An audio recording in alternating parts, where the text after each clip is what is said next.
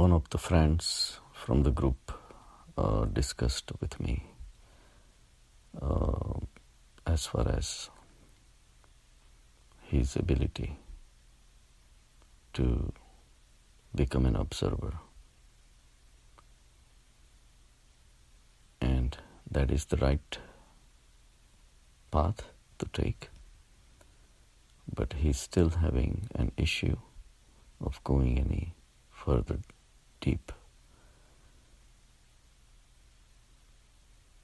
The way I have understood and have experienced any process that is happening in this world, all the interactions which are taking place in the world, there is always a subject, there is an object, and there is predicate.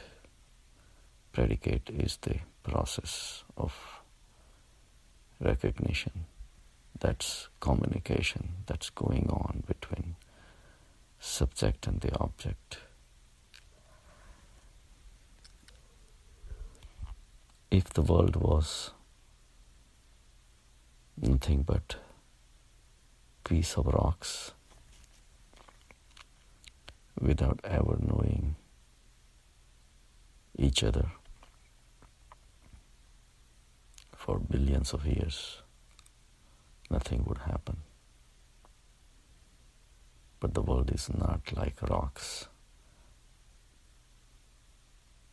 We are conscious human beings, and we have evolved over millions of years to come to this point where the relation between the subject and the object is becoming more and more meaningful. If two people never understood each other, never knew each other, never recognized each other, the world will lose its meaning.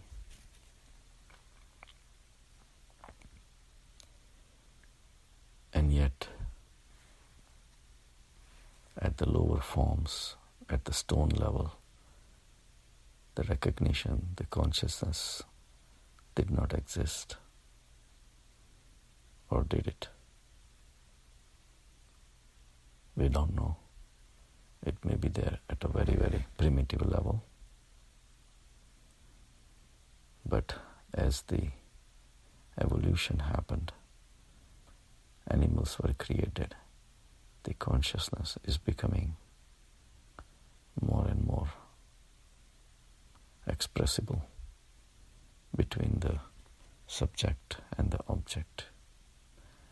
So if you realize this, any single interaction taking place between subject and object, you can understand the predicate, the process of observation is the most important. Otherwise, the meaning of the world will be lost. All the hard work the consciousness has done will be lost forever. So observation is the most important thing out of any interaction. Observation is what connects all the subjects and all the objects in the world. And this observation is universal. You cannot define it, but you can make an interpretation that it does exist everywhere. In this world, whatever infinite that you see, whatever universal that you see, has to be the consciousness, the God that created everything.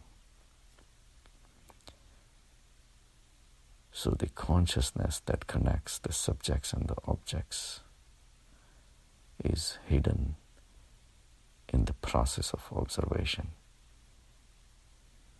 In a day-to-day life, we may not have time or ability to perceive this power of observation, but in the silence of meditation and with contemplation over the life, it should be able to bring out the power of observation very easily. And this observation is the door to get into the infinite consciousness.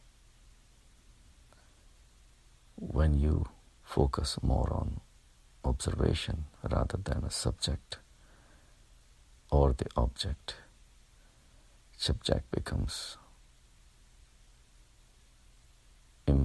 not important, objects becomes unimportant. But the one that connects both becomes the most important.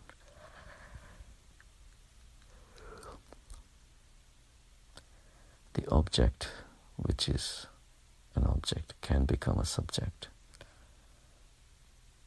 when it focuses on something else.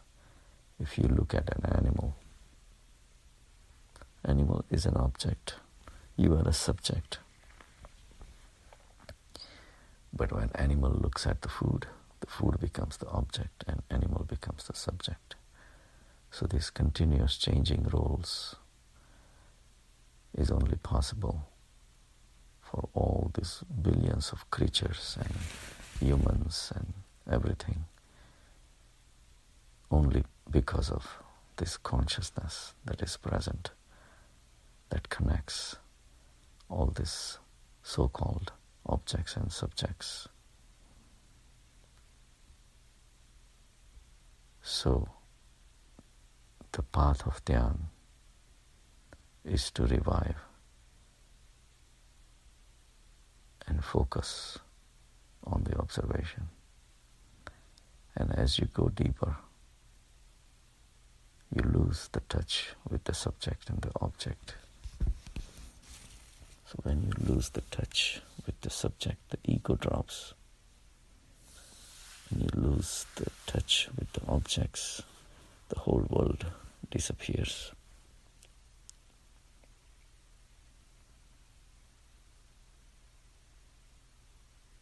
And only the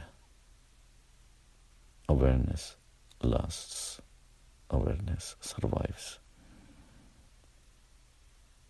The consciousness, which has been responsible for this beautiful drama of life, comes alive. But that's not where dhyan should end. The consciousness that is connecting everything, it should continue doing what it knows best, to be aware of everything around. Now that capacity to become aware and that capacity of awareness should start focusing on itself. The awareness now should start becoming aware of its own existence. There is a definite entity which is full of awareness, is nothing but awareness. So when you start focusing on your own awareness, you start becoming aware of your own awareness, where the subject and the object is one. The awareness is the subject which is becoming aware, and the awareness becomes the object.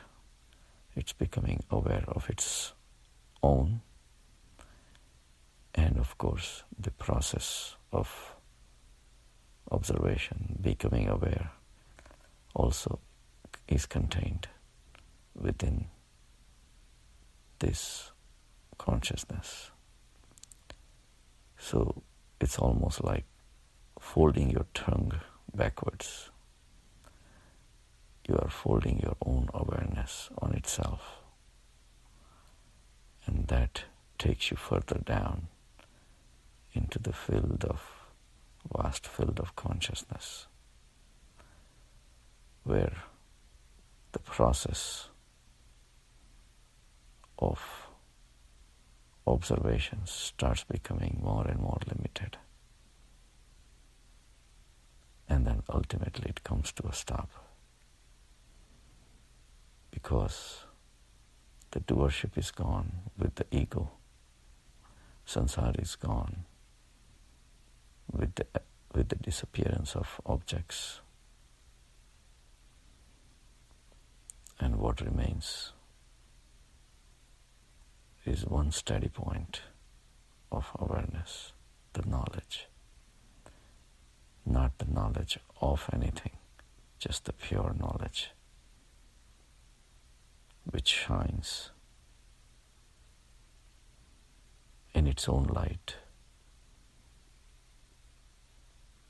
and it's millions of times more powerful than the sun. And it's not just the light, it's awareness, it's consciousness. It is a state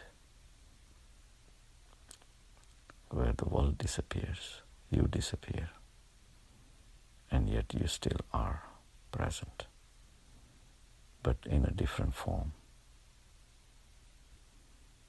The body and the mind have disappeared. So if you look at it, this consciousness is universal and it's present everywhere. Every single interaction that is taking place in this world is full of the consciousness.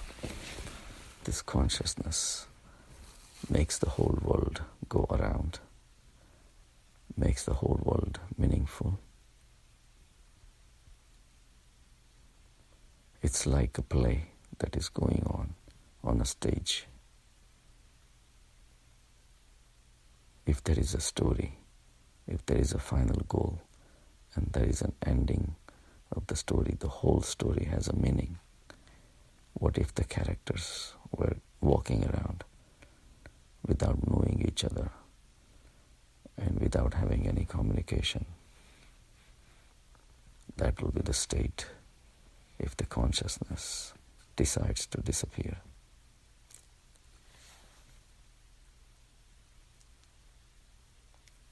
From the scene. So consciousness operates this world. And because at one stage there was no universe, consciousness gave rise to this universe. And it is present every single second, every single moment, where the communication is taking place between the subjects and the objects. Everywhere in this universe, consciousness is always there in varying degrees and varying forms and varying capacity to be expressed, depending upon the vehicle it's available. The best vehicle, of course, is the human being. But the consciousness itself is unchanged. Whether a deer looking at a tree and trying to eat the leaves, or you communicating with someone else and talking about the highest secrets of life, the consciousness is the same. It may not have enough expressibility in the lower life forms, but it is the same consciousness. The degree of expressibility is changing, but in the character of the consciousness, in its nature, stays the same. So every moment that comes in front of you, realize this process of consciousness this process of exchange of consciousness takes place between the subjects and the objects, and realize the presence of God in every single second, wherever the interactions are happening, whether I'm seeing a patient in my office or you may be looking at a computer if you're an IT professional trying to solve the problems of the world in a different capacity, or a lawyer, or an engineer, or a plumber, or a garbage pickup guy. Wherever the action is taking place, the consciousness, the awareness is always present. At the same time, this awareness, this field of consciousness, fills every moment with infinite possibilities. Each moment brings various objects in front of you if you are a subject. Each object that has come in front of you has gone through several lives. Every person who comes in front of you has a deep past and is going to have infinite future also. Attaching yourself to any object also attaches you to his or her past as well as the future. The purpose of the dhyan is to come out of your own past and your own future and merge into the present.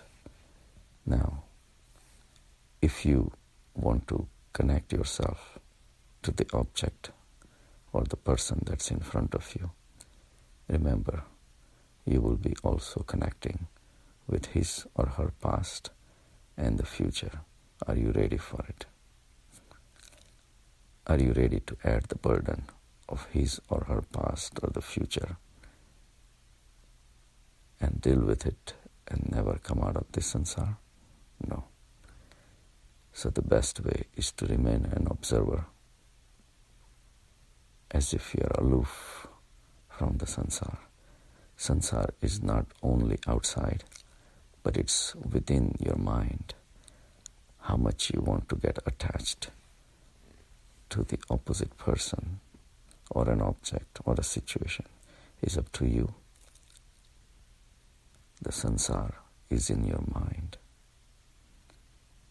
When you walk away from samsara, not just the outside, but also the inside, which is more important than outside, then only you have backed off into this vast field of consciousness where there are no thoughts, because thoughts are the medium to create the samsara.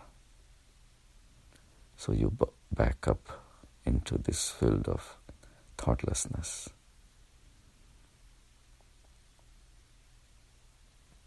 So each moment brings an opportunity for you to practice the consciousness, the awareness. Becoming conscious and becoming aware is what's taking you close to God. So Krishna says, every act you do, you offer it to me without expecting the results of your actions. Because if you do, you're taking control of your own future, and the subjects become more powerful, meaning your ego becomes more powerful. The intentions, the doerships that you practice as a subject, the balance gets disturbed. Instead of you practicing awareness, you becoming aware of this consciousness that's connecting everything in a very balanced fashion. Now the balance has shifted towards the subject, and then you and your ego becomes more important. The consciousness, the awareness disappears. It goes in the background. It never disappears, but it becomes unimportant for you. Because now, for you, the subject or your ego has become important. Your likes, your dislikes, vrittis and vasanas become more important. At the same time, if you lose yourself in the object, meaning alcohol, drugs, a beautiful girl or a handsome man, that's where you get lost. The object becomes more important. And at the same time, and similarly, the equation is lost, the balance is lost. So whenever the subject or the objects are important, the consciousness takes a backseat. So the process of the dhyan should help you to intensify this awareness and consciousness. And then you operate in the world with this awareness and the consciousness without getting attached to the objects and without making the subject more important than the awareness and the consciousness. In that case, your past and the future and the present becomes remote. The results of your actions you will not worry about. And the object that is in front of you, in that moment, you will remain detached. And you will surf through this life. Even the life will pass through without your attachment.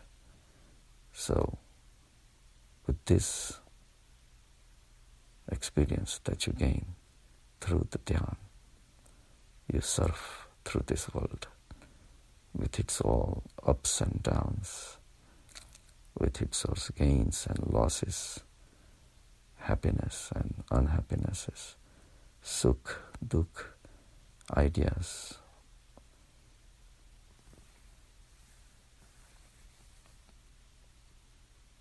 beliefs. Everything is all momentary. They come and go. And the awareness is permanent. You merge with God.